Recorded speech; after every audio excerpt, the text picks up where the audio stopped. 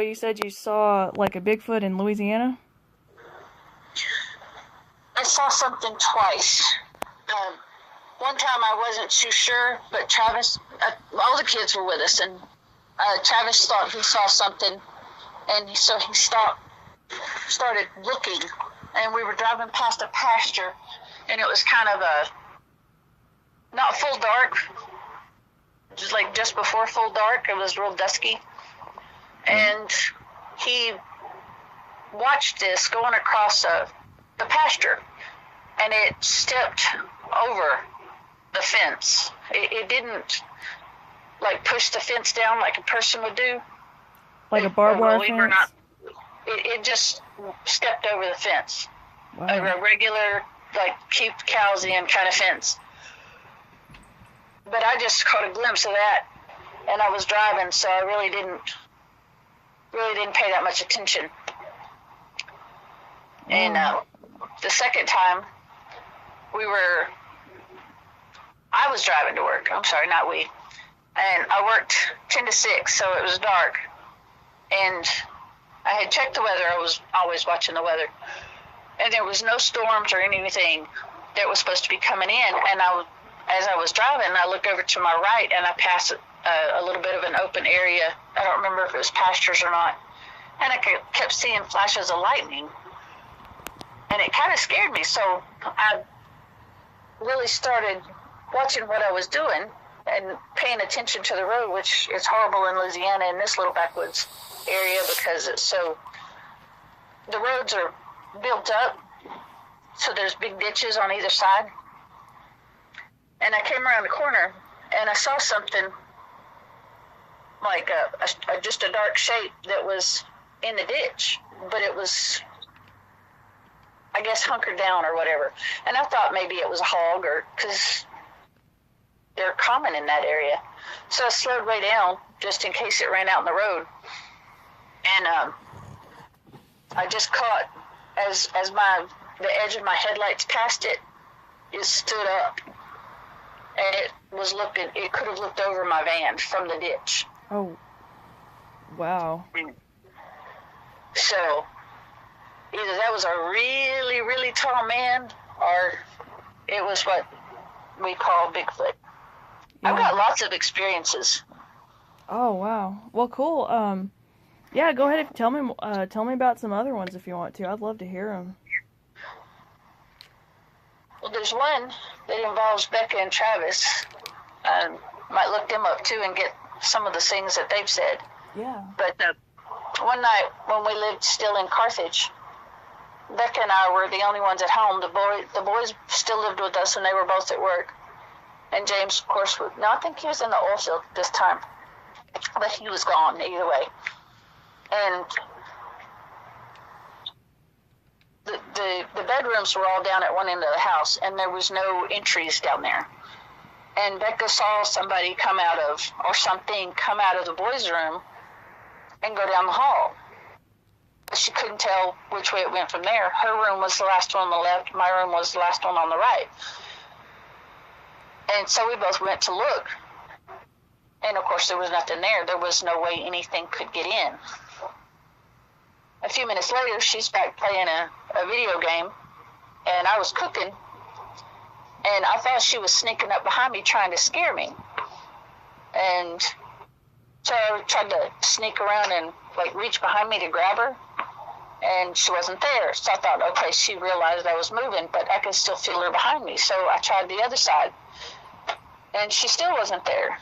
And I thought, she's taking this a little far because she knows I know she's there, so why is she keeping on? But I said, that's okay, we'll play the game. So I jumped backwards to try to catch her, and there was nothing there, but I went from a nice warm toasty kitchen to like I went to Siberia. It was just ice cold. Wow. And I thought, that's really crazy. And so then and this is all the same night. Yeah. I go over, sorry. I'm sleepy, I just can't go to sleep. I understand. But anyway, so we were sitting on the couch, I was eating my little sandwich, and we had our back door had the plate glass window on it. And all of a sudden, it sounded like somebody just slammed into the glass. And we both, of course, jumped up. And I went to go look, and I expected my dog to be barking. I don't know if you ever met Little Ann before she got murdered. Oh, no, I don't think so. Yeah, she was a good dog. She was a good guard dog. And she would have barked to let me know something was out there, and she didn't. And I couldn't find her, and I was about to open the door to go get her and bring her inside because I didn't know what was going on. And she was curled up on the mat in a little tiny ball. I mean, she's a big dog, and she was just shaking. And she barely lifted her head up to look at me, and I thought she was sick or something happened to her, but she was terrified. Like I couldn't get her away from Becca. She thought Becca and James were hers. Mm-hmm. So a couple of weeks later, Travis needed a ride, or for whatever reason, he was in the vehicle with us, and we started telling him what happened. And he just got real quiet. And I said, okay, go ahead, start cracking jokes, make fun of the panicky women, because, you know, a lot of guys will do that. And there's a lot of women that do that, that do panic for no reason. He said, no. He said, no, I'm really sorry.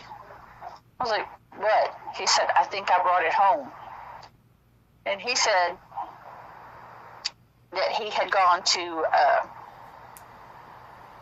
he and his friends had decided they were going to go to the haunted cemetery out in the county around Carthage, and I don't know it. James would probably know which one it is. Carthage, is that Louisiana, or?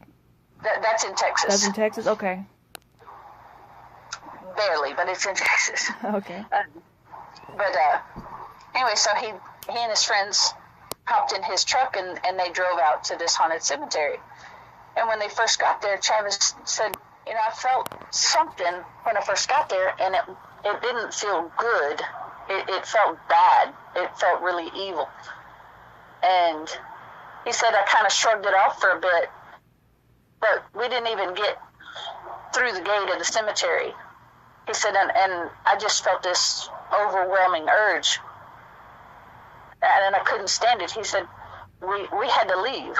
And I told him, I was like, y'all can make fun of me or not, I don't care, but there's something bad here, and we're leaving, and we're in my truck. So if y'all want to stay, I'll send somebody out here for you later. And he said that he felt that feeling with him still until he got home to the house, and then it went away. So whatever it was followed him or attached to him or whatever, and came to the house with us. And then it kind of seemed to, it attached more to Becca than it did to me, but it stayed for a long time. And I don't know if I can find the pictures, but I will look and see. Sometime it was about maybe 2 or 3 o'clock in the morning, and Becca busts into my room and immediately starts taking off her shirt. Well, she's 15, 16 years old at this time. Girls those age don't disrobe in front of their parents or their mom. James wasn't there. She had claw marks down her back, like from looked like something grabbed her like on the shoulders, because it was like over by the collarbone is where it started, and it went all the way down her back. Wow. And if you looked at it and analyzed, you could tell it wasn't something that she did. It was not a self-inflicted wound. Yeah. And there were some more experiences when we were in Austin, but those were mostly just Becca. A lot of times, though, I would smell like and I don't know the name of it, but something like our grandparents might wear, a perfume or cologne, things like that. Mm-hmm. What would you tell people that had similar experiences? Well, for one, you're not crazy, but things like that do happen. I'm not really sure a lot of people get really scared of things like that. Sometimes, I'm not saying that that they don't cause me concern, but sometimes I don't think that it's meant to be harmful. That maybe they're just trying to communicate. Maybe that's all it was it was trying to warn us. Huh. Now, the thing Travis brought home from the cemetery, that was not nice. Yeah. Yeah. So there's a difference. Sometimes it's more of a kind of a neutral thing. Sometimes it's flat out just, evil. Some of them some may be doing good, some may be just curious.